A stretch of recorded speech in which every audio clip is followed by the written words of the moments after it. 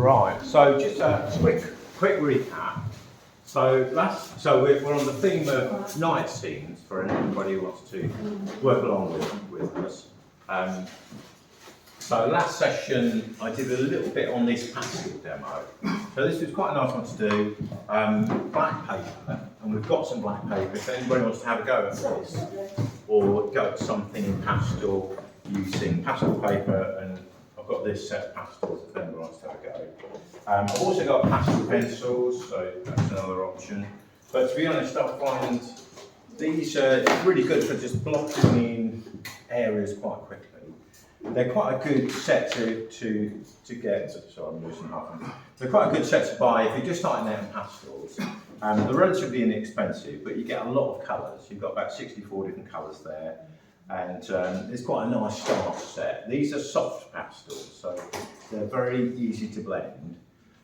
You would need to protect the surface in some way afterwards, either fix it or just put something like a bit of greaseproof paper or something over the top to stop it. Hairspray.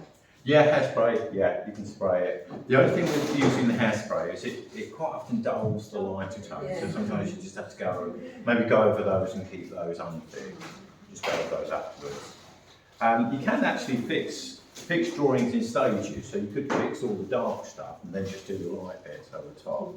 That's another way of working. You have to be careful when you do that though.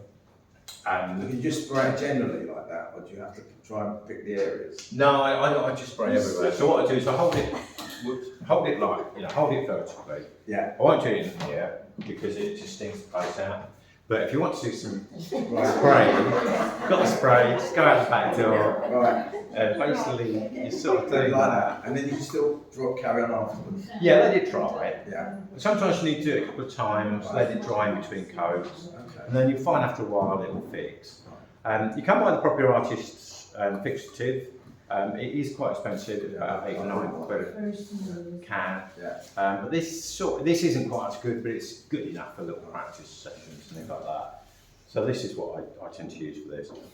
But yeah, I do find what I tend to do myself is get another piece of paper and then just tape it along the back and just hinge it over, so that when it goes in a drawer, what you've got to avoid is this sort of thing happening. Yeah. So if you've got a piece of paper at the top and it's held in place, it's not going to do that. So that I find is the best way of keeping it in place. Or if you need to frame them, or if you can frame them, up and behind glass. Obviously that's more expensive and it takes a lot of room up. So that's that one. Yeah, as I say, if anybody wants to have a go at that, we've got some pastel paper there in the folder, and get that out, and we've got the pastel there. So that's that one. I thought today I would go on to oil paints and have a go using a different image and just demonstrate how I will build up the painting. So this will be, well, this is when I started in the Thursday class. I thought I'd start a fresh one today, do a little bit in the morning session, one afternoon session. So it's based on these two photographs here, and which took of the fountains at the seafront. And also this was a painting I did when I took that photograph. I think this was actually a different evening, but it's a similar sort of theme. Kids running in and out of the fountains or looking at the fountains. So this was a very quick painting I did at the seafront quite a few years ago, 2019, just before we wait for the fireworks to come on. So that's that one. So that was done actually just painted very, very quickly in one session. So this is probably about an hour's worth perhaps. And with this sort of painting, I usually just go very directly with the kind of colours I want, where I want them to be. So I think I probably started with some of these lighter colours just because they will just, try and paint a light colour on a dark colour. Sometimes you just pick up a lot of the dark too quickly. So sometimes I'll get some of the lights down, then I put the darks down, and then I probably added some of these lighter touches at the end. So it's probably to and fro quite a bit. With this kind of studio painting, I've got a chance to really build up the painting quite slowly. This board I've used before, so it's already stained with a tone, which will help me really, because I don't particularly want it's a night scene, so I don't particularly want a really bright board to work on. If you do find it's quite bright, you can soon, if you put a rough layer of paint on to start with, like this kind of washy layer, you'll get rid of the brighter. So I will just try and go for, I'm thinking probably start with the figures and just get an idea where I want them to be. And the darker tone of the board, you know, helps me already, really. I think I need that figure a little bit bigger and make it a little bit bigger. It's drawing with a brush, and I think with this sort of image, it's all quite atmospheric in a way. There is some, you know, bit of drawing to do that, but there's quite a lot of areas where you've got very soft transitions from dark into light, areas that can be blurred and merged. So I'll just put the main figures there, so she can be there. And then maybe I'll do a little bit this side. I want the cursor, this was the cursor in the background there. And I was thinking just to pop it over to the side slightly so that it isn't all in one line. That can come up fairly high here.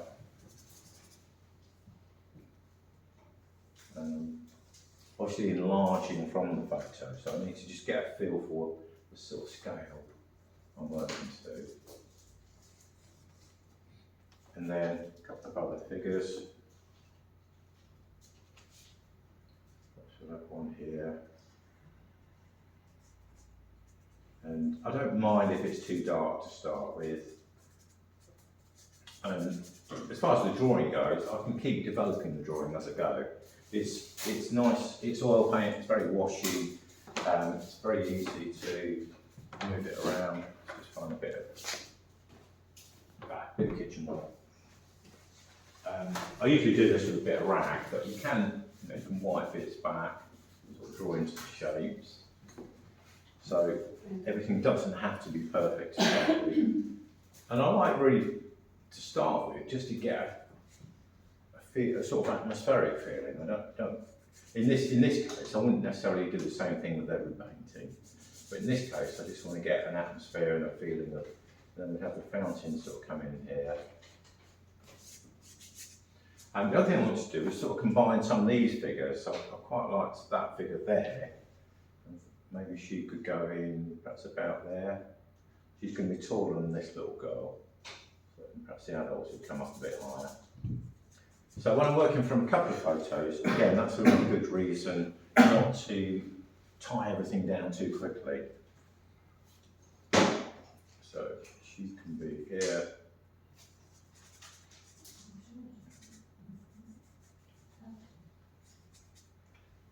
And then, yeah, the fountain's actually coming down from quite low down, so I might even bring her down a little bit. Let's bring her down, make her a little bit lower. But hopefully you can get, so yeah, I can bring her down to there. And then I'll just block in, just get a bigger brush.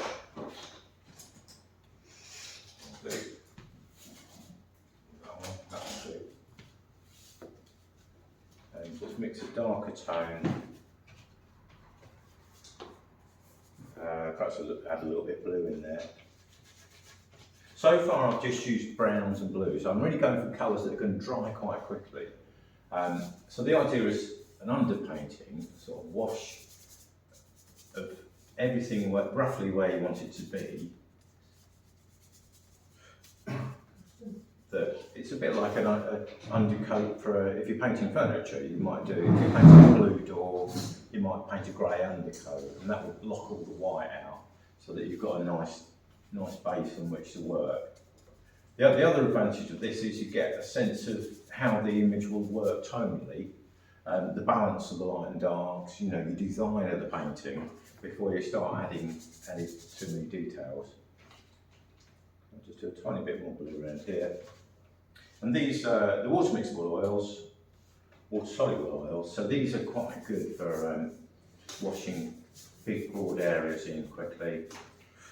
Because it's water soluble, I don't have to worry about, you know, having loads of solvents. And then where the fountains are going to be, I can just wipe that back a little bit, just with my rag, sort of wipe those out. Probably go a little bit darker so you can see that.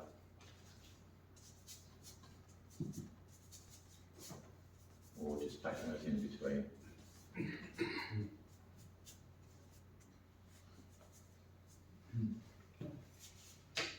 So very rough and ready, but that's often how I start painting. Is I've done that for pretty much all my painting career. Sometimes I've done it on a massive scale.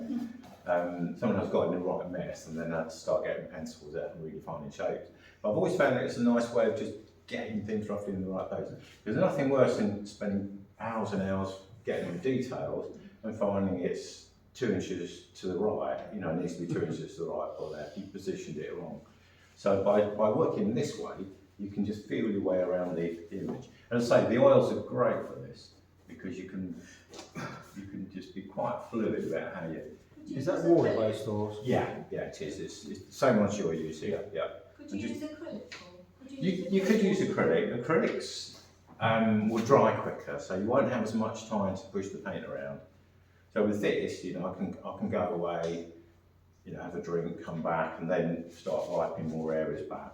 Acrylics, you can do that to an extent, but you haven't got quite as much time. Yeah. But yeah, you could certainly pot wash it in like that. Yeah, definitely. Okay. And we've got Jenny joining us today, so we're going to